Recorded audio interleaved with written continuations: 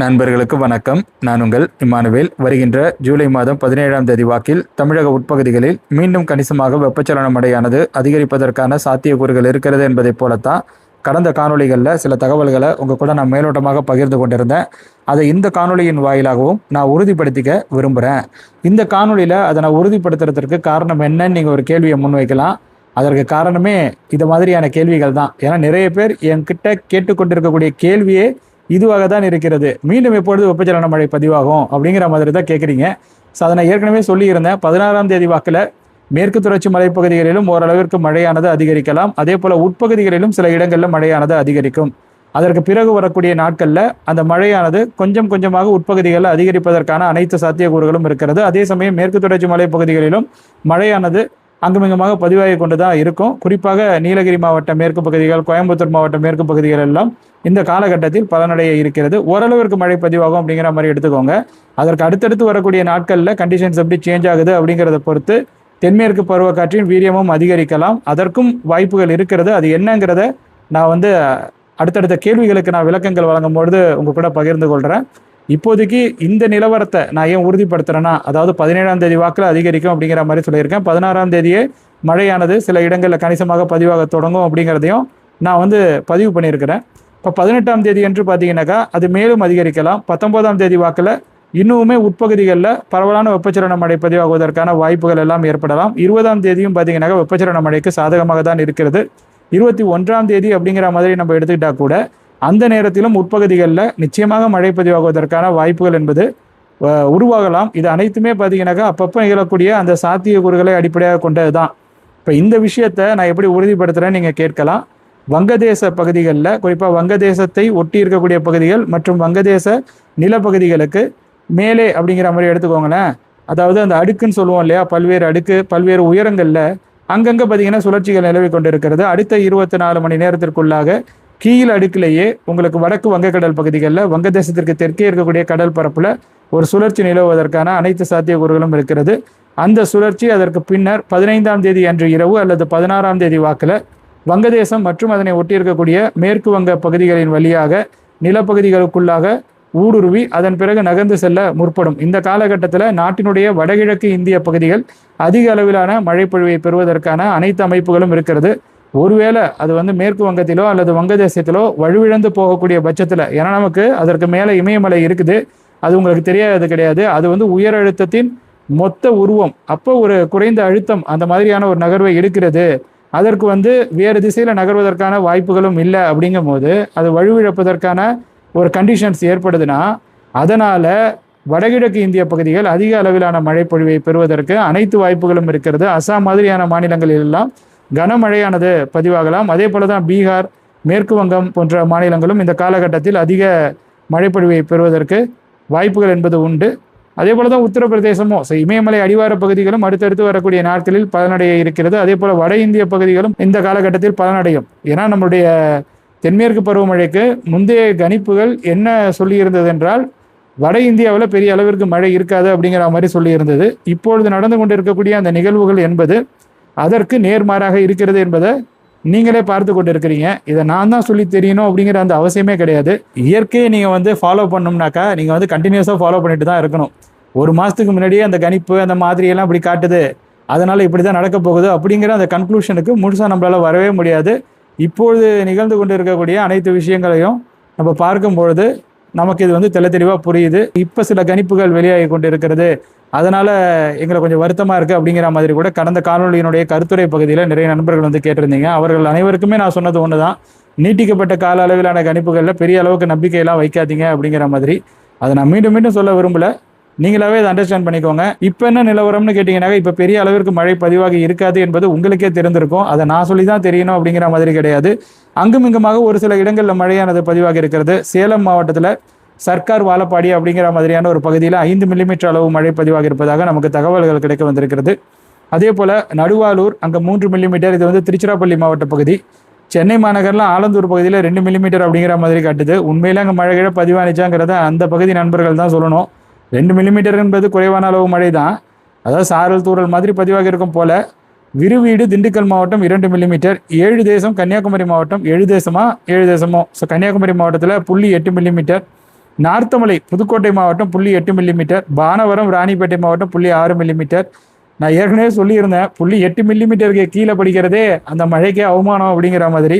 நேற்று அதையும் மீறி 0.2 மில்லிமீட்டர் அளவு மழை பதிவாக இருக்கக்கூடிய பகுதிகளை கூட நான் படிச்சிருந்தேன். இப்பயும் பார்த்தீங்கன்னாக்கா இந்த சிவகங்கை மாவட்டத்திலலாம் கூட சில பகுதிகளில் திருப்பாச்செட்டி அப்படிங்கிற மாதிரியான ஒரு பகுதி இருக்குது போல், அங்கே 0.4 மில்லிமீட்டர் அப்படிங்கிற மாதிரி நமக்கு இன்ஃபர்மேஷன் கிடச்சிருக்குது. மணமேல்குடி புதுக்கோட்டை மாவட்டம் அங்கே 0.4 மில்லிமீட்டர், கொளச்சல் கன்னியாகுமரி மாவட்டத்தில் 0.4 மில்லிமீட்டர். ஸோ இந்த மாதிரி சில இடங்களில் ரொம்ப குறைவான அளவு சொற்பமான அளவு மழை பதிவாக இருக்குது அப்படிங்கிற மாதிரி நம்ம எடுத்துக்கலாம். இதே மாதிரியே தான் அடுத்த 24 மணி நேரத்தில் இருக்கும். அதனால் அடுத்த 24 மணி நேரம் வானிலை தொடர்பாக நம்ம பேசுகிறதுக்கு எதுவுமே கிடையாது. உங்களுடைய கேள்விகளுக்கு நான் நேரடியாக விளக்கங்கள் வழங்க தொடங்குகிறேன். அதன்படி முதல் கேள்வியாக சன்னாசி சித்தர் அப்படிங்கிற ஒரு நண்பர் 5 நிமிடத்திற்கு முன்பாக இந்த கேள்வியை முன்வைத்திருக்கிறார். அதுதான் முக்கியம். கொஞ்சம் நிமிஷத்துக்கு முன்னாடி தான் இந்த கேள்வியை முன் வச்சிருக்கிறாரு. இப்பொழுது நேரம்னு பார்த்தீங்கன்னாக்கா 30 நிமிடங்கள் ஆகுது. 12:30 மணி அப்படிங்கிற மாதிரி தான் நம்ம சொல்ல முடியும். நேற்றைக்கும் இன்றைக்கும் இடையில் உள்ள வித்தியாசம் என்பது வெறும் 30 நிமிடங்கள் மட்டும்தான். இது நள்ளிரவா அதிகாலையாங்கிறத நீங்களே முடிவு பண்ணிக்கோங்க. இன்றைக்கு தேதின்னு பார்த்தீங்கன்னா 14/7/2026 ஜூலை மாதம் 14ஆம் நாள் 2026ஆம் வருடம். அவருடைய கேள்விக்கு இப்போ நம்ம விளக்கங்கள் வழங்குறோம். அவருடைய கேள்வி என்னங்கிறத முதல்ல பார்த்துடலாம். Tirunelveli district, Kanyakumari district full of no rain 3 years அப்படிங்கிற மாதிரி போட்டு அவருடைய கண்ணீர் அந்த எமோஜிலாம் அதில் பகிர்ந்துருக்கிறாரு. கொஞ்சம் வருத்தமாக தான் இருக்குது அவருடைய அந்த கருத்தை கேட்குறதுக்கு. ஆனால் கொஞ்சம் ஆண்டுகளுக்கு முன்பாக அங்கே கனமழையெல்லாம் பதிவானுச்சு. இப்போ லாஸ்ட் இயரில் கூட பார்த்தீங்கன்னாக்கா கன்னியாகுமரி மாவட்டத்தில் ஓரளவுக்கு மழையானது பதிவானுச்சு. ஒருவேளை அவரது பகுதி பெரிய அளவில் பெனிஃபிட் அடையாமல் இருந்திருக்கலாம். அந்த வருத்தத்தில் கூட அதை அவர் சொல்லியிருக்கலாம். எனிவே நம்ம எதையுமே அலட்சியமாக எடுத்துக்க போகிறது கிடையாது. இப்போ அடுத்த சுற்றில் அல்லது அடுத்தடுத்து வரக்கூடிய நாட்களில் மழை பதிவாகுங்கிற நம்பிக்கையோடு நீங்கள் காத்துருங்க. இல்லைனாலும் வடகிழக்கு பருவமழை இருக்குது. ஸோ கன்னியாகுமரி மாவட்டத்திற்கு வடகிழக்கு பருவமழையும் கை கொடுக்கும். அதில் உங்களுக்கு மாற்று கருத்துக்களே வேணாம். இந்த ஆண்டு எப்படி இருக்குங்கிறத நம்ம வெயிட் பண்ணி பார்க்கலாம். அடுத்தடுத்து வரக்கூடிய நாட்களில் பாசிட்டிவாக வடகிழக்கு பருவமழைக்கு ஏதேனும் அறிகுறிகள் தென்பட்டது என்றால் நிச்சயமாக அதை நான் உங்கள் கூட பகிர்வேன். தென்மேற்கு பருவமழையை பொறுத்த வரையில் இன்னும் அது நிறைவடையில். அடுத்தடுத்து வரக்கூடிய நாட்களிலும் நமக்கு மழைக்கான வாய்ப்புகள் என்பது இடையே உருவாகும். ஆகஸ்ட் மாதத்தில் ரொம்ப சாதகமான கண்டிஷன்ஸ் வருதா அப்படிங்கிறதுக்காக நம்ம காத்திருக்கலாம். ஏன்னா அதற்கான பாசிட்டிவ் சைனும் இப்போ தெரிய ஆரம்பிச்சிருக்கு. மேற்கு இந்திய பெருங்கடல் பகுதிகளில் ஓரளவுக்கு ஆக்டிவிட்டிஸ் இம்ப்ரூவ் ஆகிறத நம்மளால் பார்க்க முடியுது. இப்போ முன்பு இருந்ததை போன்று இல்லை. பூமத்திய ரேகையை ஒட்டி இருக்கக்கூடிய கிழக்கு இந்திய பெருங்கடல் பகுதிகளில் தான் ஆக்டிவிட்டிஸ் ரொம்ப நல்லா இருந்தது. ஆனால் இப்போ பார்த்தீங்கன்னா அந்த மாதிரி இல்லை. மேற்கு இந்திய கடல் பரப்பிலும் உங்களுக்கு ஆக்டிவிட்டிஸ் இம்ப்ரூவ் ஆகிறத பார்க்க முடியுது. இது எந்த அளவுக்கு கை கொடுக்கும் அப்படிங்கிறத நம்ம பார்க்கணும். இனி வரக்கூடிய நாட்களில் உங்களுக்கு அரபிக்கடல் பகுதிகளில் ஈரப்பதம் அதிகரித்து அதனை இந்த மேற்கு திசை காற்று மிக சிறப்பாக கொண்டு குவிக்கும் என்கிற பட்சத்தில் அதுலேயும் சுழற்சிகள் உருவாகும் பொழுது நமக்கு காற்றும் மிக சிறப்பாக வேகமாக வருகிறது. அப்படிங்கிற அந்த பட்சத்தில் ஒருவேளை தமிழக மேற்கு தொடர்ச்சி மலைப்பகுதிகளில் நல்ல மழையை நம்ம ஆகஸ்ட் மாதத்தில் எதிர்பார்க்கலாம். அதற்கு முன்பாக பதிவானால் கூட நம்ம ஆச்சரியம் கொள்ள தேவை கிடையாது. ஸோ அதெல்லாம் நீங்கள் ஃபாலோ பண்ணோம்னா தொடர்ந்து நீங்கள் அந்த காணொலிகள்லாம் பின்பற்றி கொண்டே வாருங்க. அவ்வப்பொழுது என்ன நடக்குதுங்கிறத நீங்கள் நமது முகநூல் பக்கத்தின் வாயிலாகவும் அல்லது யூடியூப் தளத்தின் வாயிலாகவும் தெரிந்து கொண்டே இருங்க. ஏதாவது பாசிட்டிவான விஷயங்கள் தென்பட்டது என்றால் அதை நிச்சயமாக உங்கள் கூட நான் பகிர்ந்து கொள்கிறேன். சதீஷ் ராக்கி அப்படிங்கிற நண்பர் குட் மார்னிங் தம்பி சொல்லியிருக்காரு. உங்களுக்கும் என்னுடைய இனிய காலை நேர வணக்கங்களை தெரிவித்துக் கொள்கிறேன். நீங்கள் இதை பார்க்கும்பொழுது எந்த நேரத்தில் பார்த்துட்டு இருப்பீங்கிறது எனக்கு தெரியல. ஆக்சுவலாக நான் எந்த நேரத்தில் இந்த குரல் பதிவை பகிர்ந்து கொண்டு இருக்கிறேங்கிறத உங்களுக்கு தெரியப்படுத்தி இருக்கிறேன். நீங்கள் காலை நேர வணக்கம் சொல்லியிருக்கீங்க. நீங்கள் காலையில் பார்த்துட்டு இருந்தீங்கன்னாக்கா உங்களுக்கு காலை நேர வணக்கங்களை நானும் சொல்கிறதா எடுத்துக்கோங்க. அதுக்கப்புறம் சுகுமார் அப்படிங்கிற நண்பர் hi bro, Oddanchatram Dindigul district 17th rain இருக்குமா அப்படிங்கிற மாதிரி கேட்டிருக்காங்க. இந்த மாதிரி ஸ்பெசிஃபிக்காக ஒரு பகுதியை நம்மளால் மென்ஷன் பண்ணி சொல்ல முடியாது. இந்த மாதிரியான காலகட்டத்தில் குறிப்பாக வெப்பச்சலன மழை பதிவாகும் பொழுது நம்ம சொல்கிறது என்னென்னாக்கா 17ஆம் தேதி வாக்கில் தமிழக உட்பகுதிகளில் வெப்பச்சலன மழை அதிகரிக்கும் அப்படிங்கிற மாதிரி நம்ம சொல்லியிருக்கோம். ஸோ 16ஆம் தேதியே சில இடங்களில் மழையானது பதிவாக தொடங்கி விடலாம். 17 ஓரளவிற்கு மேலும் இம்ப்ரூவ் ஆகலாம். 18, 19, 20 இந்த 3 நாளில் ஏதேனும் நாளில் கண்டிப்பாக ஒட்டஞ்சத்திரம் பகுதிகளில் மழை பதிவாக வாய்ப்புகள் இருக்கிறது என்பதை போல தான் நான் கருதுகிறேன். நீங்களும் அந்த நம்பிக்கையோடு காத்துருங்க. அதான் வானிலையை பொறுத்த வரைக்கும் சூழல்களை அடிப்படையாக கொண்டு தான் இந்த கண்டிஷன்ஸ் எல்லாமே இருக்க போகுது. அதான் நான் சொல்கிறது தான். இது அப்பப்போ நிகழக்கூடிய விஷயங்கள் தான். அதுலேயும் வெப்பச்சலன மழை இருக்குது தெரியுமா, அது ஒரு தவம் மாதிரி. அதான் அந்த நேரத்தில் அந்த கண்டிஷன்ஸ் எல்லாமே கூடி வரணும். அப்போ தான் அது ஒர்க் அவுட் ஆகும். நம்பிக்கையுடன்ருங்க. அதுதான் நான் சொல்லிக்க விரும்புகிறேன். மணிகண்டன் அவங்க என்ன சொல்லியிருக்காங்கனாக்கா, ஈரோடு மாவட்டம் அந்தியூர் வட்டம் மணிகண்டன் சார், கடுமையான வெயில் 2 நாட்களாக அடித்து கொண்டுள்ளது சார், வறண்ட வானிலை நிலவுகிறது அப்படிங்கிற மாதிரி நமக்கு அவருடைய வருத்தத்தை வந்து பகிர்ந்திருக்கிறாரு. உண்மையிலேயே ரொம்ப வருத்தமாக இருக்குது. இந்த மாதிரியான காலகட்டத்தில் இந்த மாதிரியான அந்த வெயிலுங்கிறது வந்து ரொம்பவும் துரதிருஷ்டவசமானது தான். ஆனால் அந்த வெயிலுக்கு வந்து எல்னினோ அப்படிங்கிற அந்த ஒரு ஃபேக்டரை மட்டும் எடுத்து வச்சுட்டு நிறைய பேர் பேசிகிட்டு இருக்கிறது தான் நான் வந்து மறுக்கிறேன் எப்படி வேணாலும் நீங்கள் எடுத்துக்கோங்க. இப்போ ஐரோப்பிய நாடுகளில் ஏற்பட்ட அந்த வெப்பநிலை வேறுபாடு இருக்குது இல்லையா, அந்த ஒரு நீண்ட நடிகை அந்த ஹீட் வேவ் இருந்தது இல்லையா, அங்கேயே வந்து ரொம்ப கஷ்டமாக இருந்தது அப்படிங்கிற மாதிரியான அந்த விஷயங்கள்லாம் வந்து வெளியானுச்சு. அதற்கு வந்து அவங்களே வந்து விளக்கங்கள்லாம் வந்து கொடுத்துருக்காங்க. சர்வதேச அமைப்புகளே விளக்கங்கள்லாம் கொடுத்துருக்காங்க. எல்னினோ எஃபெக்ட் மட்டுமே இதற்கு காரணம் கிடையாது, புவி வெப்பமயமாதலும் அதற்கு காரணம் அப்படிங்கிற மாதிரி சொல்லியிருக்கிறாங்க. ஆக்சுவலாக புவி வெப்பமயமாதல் என்பது வந்து எல்னினோ எஃபெக்ட் வந்து அதிகமாக போகிறதுக்கும் காரணமாக தான் இருக்குது. இப்போ நம்ம வந்து 2.5 டிகிரி செல்சியஸ் வரைக்கும் அந்த வேரியேஷன் இருக்குன்னு சொல்கிறோம் இல்லையா, அதில் வந்து ஓவராலாகவே இந்த புவி வெப்பமயமாதலினுடைய அந்த ரோலும் வந்து இருக்குது. அந்த மாதிரி எல்னினோ இருக்கக்கூடிய அந்த காலகட்டத்தில், அதாவது எல்னினோக்கான அந்த பாசிபிலிட்டிஸ் இருக்கக்கூடிய அந்த காலகட்டத்தில் வேறு சில விஷயங்கள் வந்து மாறி விடுகிறது. அதாவது பார்த்தீங்கன்னாக்கா இப்போ வளிமண்டலத்தில் பல்வேறு விஷயங்கள் வந்து இருக்குது. அதனால தான் நான் தொடர்ந்து சொல்லி கொண்டு இருக்கிறேன், எல்னினோங்கிறது ஒரே மாதிரி செயல்படணுங்கிற அந்த அவசியம்லாம் கிடையாது. இப்போ எல்னினோங்கிற அந்த ஃபேக்டர் வந்துட்டால் மட்டுமே இதெல்லாம் வந்து நடக்கும் அப்படிங்கிற மாதிரிலாம் வந்து கிடையாது. இந்தந்த இடங்கள்லாம் வந்து பலனடையாது, இந்தந்த இடங்கள்லாம் மழைப்பொழிவு அதிகமாக இருக்கும் அப்படிங்கிற மாதிரிலாம் கிடையாது. அந்த மாதிரி நடக்கலை இது வரைக்கும், அந்த மாதிரி எந்த கண்டிஷனும் நடக்கலை அப்படிங்கிறத நான் வந்து சொல்லிக்க விரும்புகிறேன். அதனால் அந்த எல்னினோ பூதத்தை எடுத்து ஓரமாக வச்சுட்டு இப்போ எல்லாமே நம்ம ஃபேஸ் செய்து கொண்டு இருக்கிறது ஆவரேஜாகவே இப்போ ஒவ்வொரு வருஷத்துடன் ஒப்பிடுகையில் அடுத்தடுத்து வரக்கூடிய ஆண்டுகளில் பகல் நேர வெப்பநிலை என்பது அதிகரித்து தான் இருந்திருக்கிறது. இதே போன்ற சூழலை நம்ம ஆகஸ்ட் மாதத்துலேயும் செப்டம்பர் மாதத்துலேயும் கூட 2024 நம்ம பார்த்துருந்தோம். அப்போ இருந்த வெப்பநிலையுடன் ஒப்பிடுகையில் 1 டிகிரி செல்சியஸ் அதிகமாக இருந்திருக்கும். 1 அல்லது 2 டிகிரி செல்சியஸ் வேரியேஷன்ஸ் நமக்கு வந்து தெரிகிறது. மழை இல்லை, வறட்சியாக இருக்குன்னா கண்டிப்பாக பகல் நேர வெப்பநிலை இந்த ஆண்டு மட்டும் கிடையாது, அடுத்த ஆண்டும் வந்து அதிகரித்திருப்பதற்கான அனைத்து வாய்ப்புகளும் வந்து இருக்குது. அதை நம்ம வந்து இனி வரக்கூடிய நாட்களில் எதிர்கொண்டு தான் தீரணும். அதுதான் இப்போ இருக்கக்கூடிய சிக்கலாகவும் இருக்கிறது. பார்க்கலாம், அடுத்து வரக்கூடிய அந்த ரெயின்ஃபால் பாசிபிலிட்டிஸ் டேஸ்ன்னு நான் சொல்லியிருக்கேன் இல்லையா, அந்த நேரத்தில் சேஞ்சஸ் ஏற்பட்டு கண்டிஷன்ஸ் ஓரளவுக்கு சரியாகுதா அப்படிங்கிறத பார்க்கலாம். நம்பிக்கையோடு நீங்கள் வந்து காத்துருங்க. அதுக்கப்புறம் ஜி மதிவாணன் அப்படிங்கிற நண்பர் வந்து, வணக்கம் சார், திருச்சி மாவட்டம் முசிறி வட்டம் தின்னக்கோணம் ஜி மதிவாணன், எங்கள் ஊரில் எப்பொழுது மழை வரும்? ரிப்ளை பண்ணுங்கள் சார். கண்டிப்பாக ரிப்ளை பண்ணுறேன். நீங்கள் வந்து கேள்விகளை தான் முன்வைக்கிறது இல்லை, நீங்கள் தம்ஸ்அப் கொடுத்துருக்கீங்க, ஹார்டின் கொடுத்துருக்கீங்க, பல கேள்விகளில் நானும் வந்து பார்த்துருக்குறேன். மதிவாணன் ப்ரோ, உங்களை நான் அதை ஃபாலோ பண்ணிகிட்டு இருக்கேன். நீங்கள் என்ன ஃபாலோ பண்ணுறீங்களோ இல்லையோ, நீங்கள் வந்து கமெண்ட் என்ன பண்ணியிருக்கீங்கிறத நான் ஃபாலோ பண்ணிகிட்ருக்கேன். ஏன்னா டெய்லி நம்ம சில நபர்களினுடைய கமெண்ட்டை தான் வந்து படிக்கிறோம். அந்த மாதிரி உங்களுடைய கமெண்ட்டை வந்து நான் தினமுமே வந்து பார்த்துருக்குறேன், தினமுமே வந்து படிச்சிருக்கிறேன்.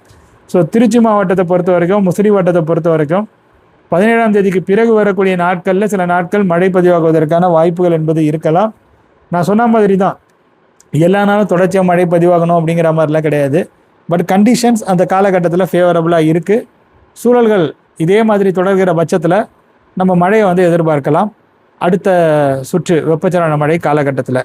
அதுக்கப்புறம் வைத்தலிங்கம் அப்படிங்கிற நண்பர் வந்து, வணக்கம் நண்பரே, நீங்கள் சொல்வது போல் வடகிழக்கு பருவமழை பற்றி இந்த நேரத்தில் ஒன்றும் அந்த நேரத்தில் ஒன்றும் மாற்றி மாற்றி சொல்வார்கள் அப்படிங்கிற மாதிரி வந்து சொல்லியிருக்கிறாங்க. ஆக்சுவலாக அதுதான் என்னென்னா, அந்த வெதர் மாடல்ஸ் வந்து ஒரு கணிப்பை வந்து காட்டும், அது வந்து ஒரு மாதம் கழிச்சு வேறு மாதிரியான கணிப்பை தான் காட்ட போகுது. இதெல்லாம் எப்படி நடக்கும்னு பார்த்தீங்கன்னா, இப்போ வடகிழக்கு பருவமழையை பொறுத்த வரைக்கும் நம்ம முழுமையாக வந்து சுழற்சியை டிபெண்ட் பண்ண ஒரு பருவமழையாக தான் வந்து இருக்கும். நமக்கு வந்து தென்மேற்கு பருவ காற்று மாதிரியான ஒரு வீரியமிக்க காற்றுலாம் வந்து கிடையாது. அதாவது காற்று வரும், ஆனால் அதுக்கு ஈரப்பதம் வேணும், மாய்ஸ்சர் கண்டென்ட் வந்து இங்கே அதிகரிக்கணும்னாக்கா இப்போ எம்ஜிஓ மாதிரியான அந்த காரணிகள்லாம் ரொம்ப அவசியம். எம்ஜிஓ வரக்கூடிய காலகட்டத்தில் இங்கே சுழற்சிகள் வந்து மென்மேலும் தீவிரமடைவதற்கான வாய்ப்புகள்லாம் வந்து ஏற்படும். அது வந்து இந்த வங்கக்கடல் பகுதிகளில் ஈரப்பதத்தை அதிகரிக்கும். ஸோ இந்த மாதிரி பல விஷயங்கள் வந்து இருக்குது. பொதுவாக பார்த்தீங்கன்னாக்கா வங்கக்கடலில் ஈரப்பதம் அதிகரித்திருக்கணும். இப்போ தென்மேற்கு வங்கக்கடல் பகுதிகளில் சுழற்சி இருந்ததென்றால் அது வந்து நமக்கு வந்து ஒரு பாசிட்டிவான ஒரு விஷயம் அப்படிங்கிற மாதிரி நம்ம வந்து பார்க்குறோம். சுழற்சி இருக்குதுன்னா, அதுவும் அந்த சுழற்சி வீக்காக இருந்ததுன்னா அது இன்னும் பாசிட்டிவான விஷயம் அப்படிங்கிற மாதிரி தான் நம்ம வந்து பார்க்குறோம்.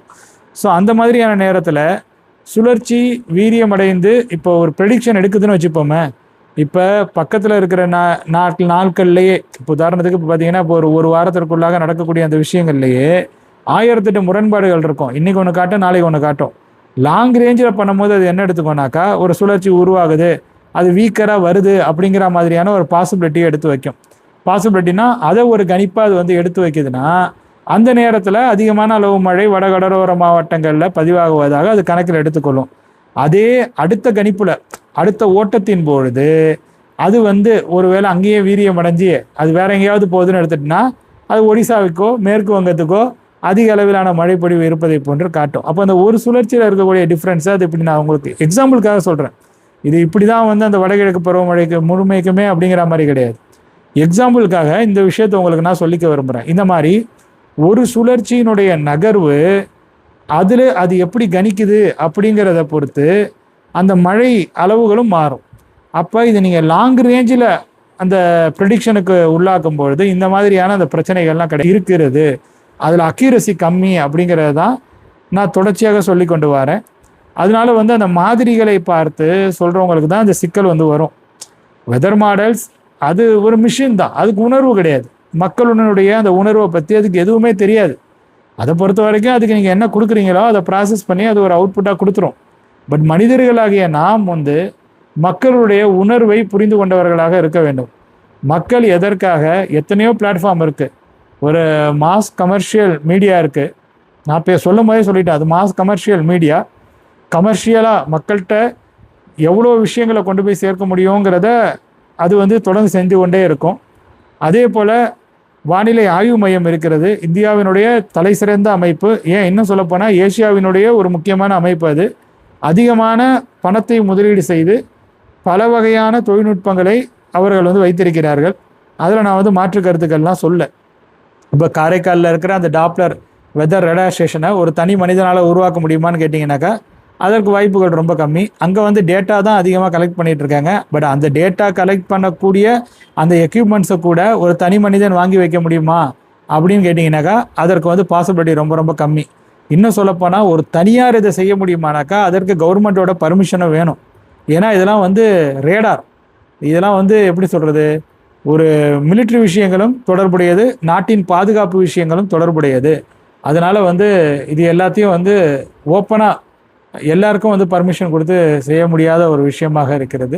ஸோ இது எல்லாத்தையும் நம்ம பார்க்கும்பொழுது அந்த அளவிற்கு அதுவும் ஒரு அதிக செலவினங்கள் செய்து சில எக்யூப்மெண்ட்டை வைத்திருக்கக்கூடிய ஒரு பெரிய நிறுவனமாக இருக்கிறது. அவர்களினுடைய கணிப்புகள் என்பதும் வருகின்றது. அதே போல் பல சர்வதேச நிறுவனங்கள் இருக்கிறது, அவர்களினுடைய கணிப்பு என்பதும் வருகிறது.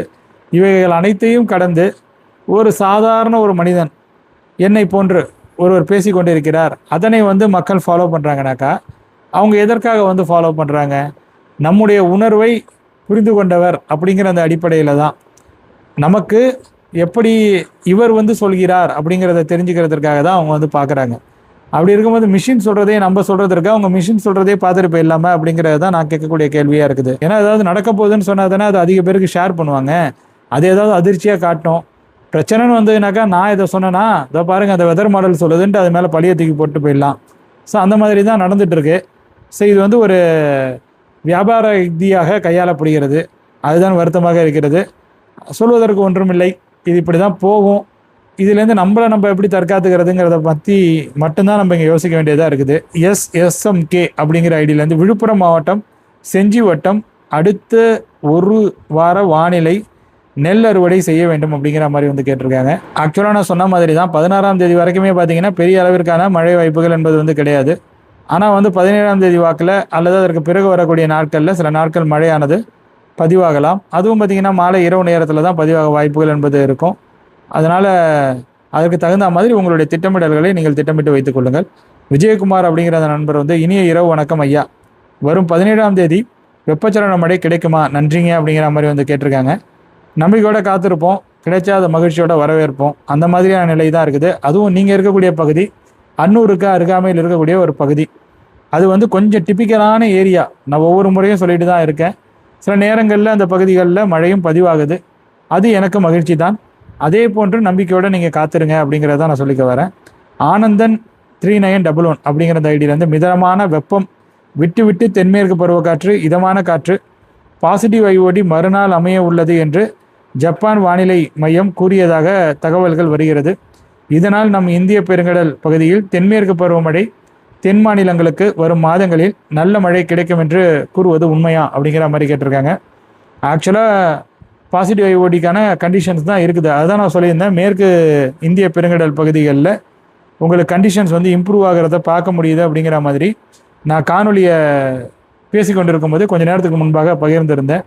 ஸோ இந்த கண்டிஷன் என்பது அரபிக்கடல் பகுதிகளில் மாய்ஸ்சர் கண்டென்ட்டை அதிகரிக்க செய்து அதன் வாயிலாக அந்த காற்று வருது இல்லையா, மேற்கு திசை காற்று, அது ஈரப்பதத்தை கொண்டு வந்து மேற்கு தொடர்ச்சி மலைப்பகுதிகளை அடைந்தது என்றால் நிச்சயமாக மழையானது கிடைக்கும். ஆனால் எந்த அளவுக்கு கிடைக்கும்ங்கிறத நிர்ணயிக்கிறதுல வேறு சில பெராமீட்டர்ஸும் இருக்குது. கர்நாடக மாநிலத்தில் கண்டிப்பாக இதன் தாக்கத்தினால மழை கிடைப்பதற்கான வாய்ப்புகள் இருக்கிறது என்பதை போல நான் உறுதியாகவே கருதுகிறேன். கேரள மாநிலத்திலும் ஓரளவிற்கு கணிசமான மழை கிடைக்கும். தமிழக மேற்கு தொடர்ச்சி மலைப்பகுதிகளிலும் கணிசமான அளவு மழை கிடைக்கும். பட் நடுவில் பார்த்தீங்கன்னாக்கா நமக்கு பக்கத்தில் அந்த ஈக்குவேட்டரை ஒட்டி பார்த்தீங்கன்னா இந்த தென்கிழக்கு அரபிக்கடல் மற்றும் அதனை ஒட்டிய பூமத்திய ரேகை ஒட்டிய இந்திய பெருங்கடல் பகுதிகளில் ஏதாவது ஒரு சுழற்சி மாதிரி ஒரு பெண்டு மாதிரி இப்படி வந்ததுன்னா காற்று கொஞ்சம் வேகமாக உள்ளே போடுறதை வந்து தடுத்து விட்டுரும். அந்த மாதிரிலாம் எதுவும் வராது அப்படிங்கிற அந்த நம்பிக்கையோடு நீங்கள் வந்து இருங்க. ஏன்னா அந்த மாதிரி வருவதற்கான வாய்ப்புகள் இருக்குது அப்படிங்கிற மாதிரி தான் வெதர் மாடல்ஸ்லாம் காட்டிகிட்டு இருக்குது. அது ஒன்றும் பெரிய விஷயம் கிடையாது. மேபி அது ஒரு குறுகிய காலகட்டத்திற்கு அது ஒரு தாக்கத்தை ஏற்படுத்தலாம். அதன் பிறகு மறுபடியும் நமக்கு கண்டிஷன்ஸ் ஃபேவரபுளாக வரும்பொழுது நமக்கு மழை வந்து கிடைக்கலாம். அதனால் பி பாசிட்டிவ், திங்க் பாசிட்டிவ் தான் நம்மளை பொறுத்த வரைக்கும். நீங்கள் வந்து இன்னும் நம்பிக்கையை கைவிட வேணாம். தென்மேற்கு பருவமழை எப்போ வேணாலும் உங்களுக்கு ஆக்டிவ் ஆகலாம். தமிழகத்தை பொறுத்த வரைக்கும் சாதகமான சூழல்கள் வரும்பொழுது கண்டிப்பாக நல்ல மழை பொழிவு என்பது இருக்கும். கொஞ்ச நாளைக்கு முன்னாடி மும்பையிலையும் சூரத்லையும் இந்த அளவு கனமழை பதிவாகும்னு யாராவது எதிர்பார்த்தோமா? ஆனால் பதிவானுச்சு இல்லையா? இப்போ வடகிழக்கு மாநிலங்களில் இந்த அளவுக்கு மழை பதிவாகும் அப்படிங்கிற மாதிரி நம்ம எக்ஸ்பெக்ட் பண்ணோமா? அடுத்து வரக்கூடிய நாட்களில் பதிவாகும் அப்படிங்கிற மாதிரி இப்போ நம்ம சொல்கிறோம். ஆக்சுவலாக இந்த வானிலை, அதாவது இந்த தென்மேற்கு பருவமழை தொடங்குவதற்கு முன்பு இருந்த கணிப்புகள் எப்படி அது சொல்லப்பட்டது, அதாவது எப்படி அதை ப்ரெடிக்ட் செய்தது என்பதை நீங்கள் வந்து பார்த்துருப்பீங்க. ஸோ அதற்கு நேர்மாறாக தானே இப்போ நடக்குது. அதனால் வந்து தமிழகத்திற்கும் இது பொருந்தும். இதெல்லாம் நடக்கவே நடக்காதுன்னு சொல்ல முடியாது. ஆகஸ்ட் மாதத்தில் பார்க்கலாம், இல்லை அடுத்தடுத்து வரக்கூடிய காலங்களில் கண்டிஷன் சேஞ்ச் ஆகும்போது நம்ம வந்து பார்க்கலாம். நம்பிக்கையோடு இருங்க. அதுக்கப்புறம் வைத்திலிங்கம் மறுபடியும் ஒரு கருத்தை வந்து முன் வச்சிருக்கிறார். மற்றவர்களது வானிலை அறிக்கையானது கடிகார முள் சுற்றுவது போல் அந்த நேரத்தில் மாற்றிக்கொள்கிறார்கள் அப்படிங்கிற மாதிரி வந்து சொல்லியிருக்கிறாரு. ஆக்சுவலாக அதுதான் அவங்களுடைய அந்த ஒரு ட்ரிக்காகவும் இருக்குது. நான் எல்லாரையும் கூட சொல்லலை, பட் அது என்ன பண்ணுறாங்க அப்படிங்கிறத பொறுத்து தான் இருக்குது. இப்போ வெதர் மாடல்ஸை பார்த்து அந்த ப்ரெடிக்ஷன்ஸை சொல்லும் பொழுது அதனால் அவங்களுக்கு ஒரு ஆதாயம் இருக்கிறதா அவங்க வந்து கருதுகிறாங்க. அந்த மாதிரி சொல்லும் பொழுது இப்போ அவங்க அந்த வெதர் மாடல் காட்டுது, அடுத்து வந்து ஒரு பிரச்சனை வரப்போகுது அப்படிங்கிற மாதிரி காட்டும் பொழுது அதை அவங்க சொல்லும் பொழுது அது அதிக பேரால் ஷேர் செய்யப்படுகிறது, அதிக பேரால் அதிக பார்வையாளர்களுக்கு அது புஷ் செய்யப்படுகிறது. அது அவங்களே இப்போ ஒரு யூசர் பார்க்குறாங்கன்னா ஏதாவது பிரச்சனை இருக்குன்னு சொன்னால் தான் அவங்க அதை மக்களுக்கு கடத்துகிறாங்க. இல்லை நம்பிக்கையோடு இருங்க, இதெல்லாம் வந்து நடப்பதற்கான பாசிபிலிட்டி இப்படி இருக்குது, இதில் வந்து சில மாறுதல்கள்லாம் நடக்கலாம், அதற்கான வாய்ப்பும் இருக்குது அப்படிங்கிற மாதிரியான அந்த டீகோடிங்லாம் பண்ணோம்னாக்கா அதை மக்கள் வந்து ஆர்வமாக பார்க்குறதில்ல, அது அதிகமாக விரும்புறதில்ல. அவங்கள பொறுத்த வரைக்கும் அப்பா புயல் வந்தால் உள்ளே வருமாப்பா சொல்லுப்பா அப்படிங்கிற அளவுக்கு தான். அப்போ ஏதாவது ஒரு ஏரியாவை நம்ம கான்சன்ட்ரேட் பண்ணி, அதாவது வெதர் மாடல் காட்டுது, திடீர்னு பார்த்தீங்கன்னா இப்போ வந்து டெல்டா பக்கத்தில் கரையை கிடக்கிற மாதிரி காட்டுது அப்படிங்கிற மாதிரி வச்சுப்போம். அதாவது ஒரு வாரத்துக்கு முன்னாடி அதை சொல்லிட்டாங்கன்னா அப்போ டெல்டாவில் இருக்கிற மக்கள்லாம் என்ன பண்ணுவாங்க? உதாரணத்துக்கு நாகப்பட்டினத்தில் கரையை கிடக்க போகுதுன்னு அது வந்து காட்டுது. அப்படியே சொல்லிட்டாங்கனாக்கா உடனே நாகப்பட்டினம் பக்கத்தில் இருக்கிற ஏரியா, தஞ்சாவூர், அதுலேயும் அவங்க எல்லாத்தையும் சொல்லுவாங்க நாகப்பட்டினம், தஞ்சாவூர், இதனை கடந்து கரூர், அப்படியே வந்து போவோம் திருச்சி, கரூர், அப்படியே திருப்பூர் வரைக்கும் அது மழை கொடுக்கும், கோயம்புத்தூர் வரைக்கும் மழை கொடுக்குனாக்கா அத்தனை பகுதிகளில் இருக்கிற அந்த மக்கள் வந்து அந்த காணொலியை கேட்குறாங்கனாக்கா அவங்களுக்கு தெரிஞ்சவங்க எல்லாருக்கிட்டையும் கொண்டு போய் அந்த காணொலியை சேர்ப்பாங்க.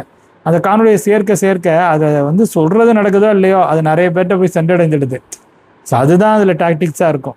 அதுக்கப்புறம் அடுத்த நாள் அது வந்து பாண்டிச்சேரியை கட்டினுச்சுன்னு வச்சிங்கன்னா அப்போ என்ன பண்ணுவாங்கனாக்கா இவங்க பாண்டிச்சேரின்னு சொல்லிடுவாங்க.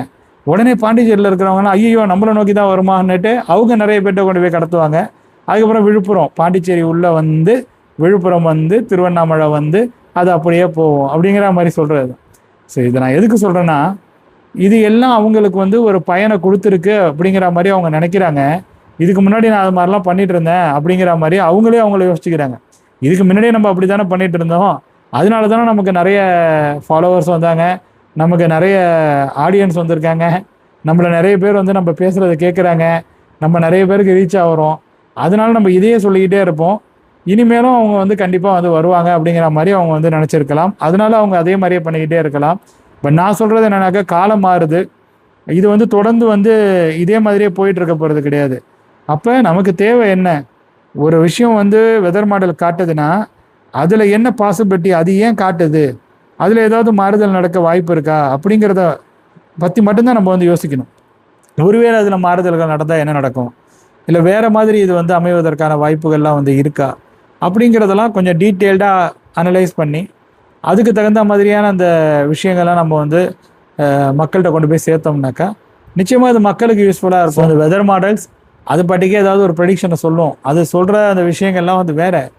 அது வந்து இன்னும் அக்யூரேட்டாக வரும்பொழுது, இந்த டெக்னாலஜி டெவலப்மெண்ட்லாம் ரொம்ப பெட்டராக வரும்பொழுது இது எல்லாத்தையும் ஒரு சேர பயன்படுத்தி எப்படி நம்மளுடைய அந்த ப்ரொடக்டிவிட்டியை இம்ப்ரூவ் பண்ணுறது அப்படிங்கிற அந்த கட்டத்தை நோக்கி நம்ம நகருவோம்.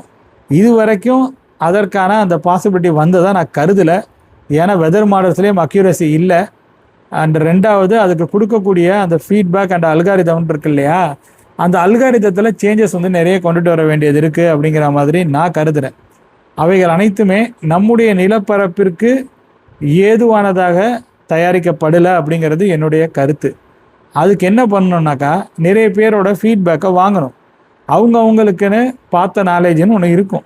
இப்போ நான் வந்து பார்த்த வரைக்கும் நான் சில விஷயங்களை உங்கள் கூட ஷேர் பண்ணியிருக்கிறேன். ஜாகிரபிக்கல் அட்வான்டேஜ்னு சில விஷயங்களை நான் வந்து சமயத்தில் பேசுவேன். வடகிழக்கு பருவமழை காலகட்டத்தில், வெப்பச்சலன மழை காலகட்டத்தில் சில இடங்களை நான் கொஞ்சம் ஸ்பெசிஃபிக்காக சொல்லுவேன். இந்த மாதிரி நிறைய பேருக்கு இந்த ஐடியாஸுங்கிறது வந்து இருக்கும். அந்த மாதிரியான நபர்கள்கிட்ட கொஞ்சம் கொஞ்சம் விஷயங்களை கேட்டு தெரிஞ்சுக்கிட்டு அந்தந்த மண் சார்ந்த மக்கள் அவங்களுடைய ஃபீட்பேக்கையும் அதை வாங்கணும். இது எல்லாம் செய்கிறது சாத்தியமானு கேட்டிங்கன்னா சாத்தியம்தான். நமக்கு உண்மையிலேயே ஒரு அக்யூரேட்டான ஒரு வெதர் மாடலை உருவாக்கணுங்கிற எண்ணம் இருந்ததுன்னா அது கொஞ்சம் நாள் ஆகுங்க, வேறு எதுவும் கிடையாது. அது வந்து ஒரு அரசாங்கம் அவ்வளோ பணம் செலவு பண்ணி இந்த மாதிரியான ஒரு வெதர் மாடலை உருவாக்கணும்னு முடிவு பண்ணிட்டா அதற்கு வந்து பல விஷயங்கள் பண்ண வேண்டியது இருக்குது. இன்றைக்கி சில இடங்களில் மழை பதிவாகுங்கிறத வெதர் மாடல்ஸ் வந்து ப்ரெடிக்ட் பண்ண முடியாமலே திணறுகிறது. அது வந்து இயல்பாக நடக்கக்கூடிய ஒரு விஷயமாக இருக்கிறது. மேற்கு திசை காற்று தீவிரமடைந்திருக்கக்கூடிய தருணத்தில் கூட சில பகுதிகளில் உட்பகுதிகளிலேயே மழையானது கிடைக்கிறது. ஆனால் அது வெதர் மாடல்ஸால் முன்கூட்டியே கணிக்க முடியல. அதற்கு என்ன காரணம்னாக்கா அவர்களுக்கு இந்த டேட்டாஸ்லாம் சரியாக போய் சேரலை, அந்த வெதர் மாடல்ஸை சரியாக டியூன் பண்ணலை. அதுதான் இங்கே மேட்டர். ஸோ நமக்கான ஒரு வெதர் மாடலை நம்ம தான் வந்து உருவாக்கிக்கணும். இல்லை சர்வதேச மாதிரிகள்லேயே அந்த வானிலை படிவங்கள்லேயே நான் அக்யூரசியை கொண்டுட்டு வரணும்னாக்கா அதற்கு வந்து சாம்பிளிங், அந்த சாம்பிளிங்குங்கிறது நம்மளை மாதிரி நபர்கள்கிட்ட இருந்து தான் எடுக்கணும் அப்படிங்கிறத நான் வந்து சொல்லிக்க விரும்புகிறேன். ஒவ்வொரு நபருக்கு தான் தெரியும். இப்போ ஒவ்வொரு பகுதியின் நிலவரம் என்பது அந்தந்த பகுதிகளில் இருக்கக்கூடிய நண்பர்களுக்கு நன்றாகவே தெரிஞ்சிருக்கும். ஸோ அந்த சாம்பிளிங் எடுக்கிறதுக்கு முன்னாடி டேட்டாஸ் கலெக்ட் பண்ணணும். It would take some time. இதுக்கு வந்து கொஞ்சம் நாள் ஆகும். இது எல்லாம் நடந்ததுன்னா அக்யூரசி இன்னும் பெட்டராக இருக்கும். இதெல்லாம் ஃப்யூச்சரில் நடக்கும்னு சொல்லி நம்ம நம்பலாம். தொழில்நுட்பமும் அதே சமயத்தில் வளரும்பொழுது அதிக டேட்டாவை கம்ப்யூட்டர்ஸால் ப்ராசஸ் பண்ண முடியும் அப்படிங்கிற அந்த நிலைமையெல்லாம் வரும்பொழுது பல விஷயங்கள் மாறும். அதில் இதுவும் மாறும் அப்படிங்கிற மாதிரி எடுத்துக்கலாம். அவ்வளோதான் தோழர்களை, இந்த காணொலியை பொறுத்த வரைக்கும் நீங்கள் இத்தனை கருத்துக்களை தான் முன் வச்சுருக்கீங்க. அவைகளுக்கு என்னுடைய சார்பாக சில விளக்கங்களை வழங்கியிருக்கிறேன். நான் இன்னமும் சொல்லக்கூடிய விஷயம், என்னை பொறுத்தவரையில் நான் என்னை எவ்வாறாக கருதுகிறேன் என்றால், நான் கற்றது கையளவு, கல்லாதது உலகளவு என்பதை முழுமையாக நம்புகிறேன். என்னை விட நிறைய விஷயங்கள் உங்களுக்கு தெரிந்திருக்கலாம். நீங்கள் சொல்லக்கூடிய ஒவ்வொரு விஷயமும் எனக்கு ஒரு வகையான அறிவை ஏற்படுத்துகிறது. அது ஒரு படிப்பினையை எனக்கு தந்திருக்கிறது. நான் மெருகேறி கொண்டே இருக்கிறேன்னா நான் சொல்கிறது இந்த விஷயங்களில், இப்போ இந்த வானிலை தொடர்பான விஷயங்களை நான் பேச ஆரம்பித்த பிறகு ஒரு 10 வருடங்களாக இதை நான் செய்து கொண்டிருக்கிறேன். இதில் என்ன அடுத்தடுத்த கட்டத்துக்கு வளர்த்து விட்டவங்க யாருன்னா நீங்கள் தான். பாலக்காடு கணவாய் பகுதிகளை பற்றி முதலாவதாக என்னிடம் கேள்வி எழுப்பும்பொழுது தான் பாலக்காடு கணவாய் பகுதிகளினுடைய நிலப்பரப்பு தொடர்பாக நான் பல விஷயங்களை தெரிந்து கொள்ள முற்பட்டேன். அதன் பிறகு எனக்கு அதன் வாயிலாக ஒரு அறிவு என்பது கிடைத்தது. அதில் இன்னும் டீப்பாக இறங்கி இந்த தாராபுரம் மாதிரியான அந்த பகுதிகளில் ஏன் அந்த அளவுக்கு காற்று வீசுது, அங்கு இயல்பாகவே ஒரு தென்மேற்கு பருவமழை தீவிரமடைந்திருக்கக்கூடிய தருணத்தில் 65 கிலோமீட்டர்கள் வேகத்தில் காற்று வீசுவதற்கான அந்த நிலை இருக்கிறது அல்லவா. ஸோ அது எல்லாத்தையும் நம்ம வந்து கொஞ்சம் கொஞ்சமாக லேர்ன் பண்ணோம். அதிலேருந்து என்னுடைய நாலேஜுக்கு நான் தீனியை எடுத்துக்கிட்டேன்னு சொல்லலாம். ஆமாம், நீங்கள் தான் எனக்கு வந்து அந்த அறிவுக்கான அந்த அஸ்திவாரத்தை அப்பப்போ வழங்கி கொண்டே இருக்கிறீங்க. அஸ்திவாரம்னு சொல்லாமா? அஸ்திவாரம்னு சொல்கிறத விட அடுத்தடுத்த கட்டத்துக்கு நம்ம போகிறதுக்கு அடுத்தடுத்த விஷயங்களை நம்ம லேர்ன் பண்ணிக்கிட்டு நம்மளுடைய அந்த இதை இப்படி நம்மளுடைய அந்த வானிலை சார்ந்த அந்த அறிவை வந்து விரிவுபடுத்துறதுக்கு நீங்கள் தான் உறுதுணையாக இருந்திருக்கிறீங்க. உங்களது பகுதியின் நிலவரம் உங்களுக்கு மட்டும்தான் தெரியும். அதுதான் நிதர்சனமான உண்மை. ஒவ்வொரு நிலப்பரப்பின் நிலை என்ன என்பது அந்தந்த நிலப்பரப்பில் வாழக்கூடிய அந்த நபர்களுக்கு தான் தெரியும். ஒரு ஆஃபீஸில் உட்காந்துட்டு ஏசி ரூமில் உட்காந்துட்டு தமிழகம் முழுமைக்கும் என்னென்ன நிலப்பரப்பு இருக்குங்கிறதெல்லாம் ஒருத்தரால் தெரிஞ்சிக்க முடியாது. அந்த வகையில் நீங்கள் எனக்கு எவ்வளோ உதவி பண்ணியிருக்கீங்க, அடுத்து வரக்கூடிய நாட்களிலும் அதே உதவியை பண்ணுவீங்க அப்படிங்கிற மாதிரி நான் உறுதியாகவே நம்புகிறேன். அவ்வளோதான். வேறு பல முக்கியமான அவசியமான தகவல்களுடன் உங்களுக்கு பயன் வழங்கக்கூடிய வகையிலான இன்ஃபர்மேஷன்ஸுடன் மீண்டும் சந்திக்கிறேன். அதுவரையில் உங்களிடமிருந்து விடைபெற்றுக் கொள்வது உங்கள் இம்மானுவேல். நன்றி, வணக்கம்.